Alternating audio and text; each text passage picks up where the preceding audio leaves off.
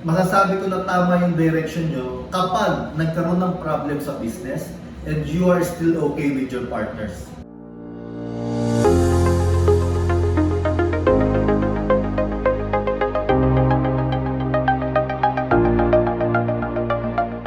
There are a lot of times na iniisip natin kung nasa tamang direction ba ako, di ba?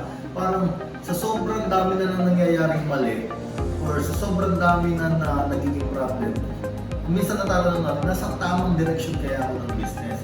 And ang masasabi ko dyan is, malalaman mo if you're in the right track kung you have the right partners, you have the right team with you. When I say partners, siguro mga suppliers, mga manufacturers for you, di ba? And if you have the right team, if you have the right team for your sales, for your accounting, for your operations, di ba? And if you have the right mindset, okay? Masasabi ko na tama yung direction nyo kapag nagkaroon ng problem sa business and you are still okay with your partners.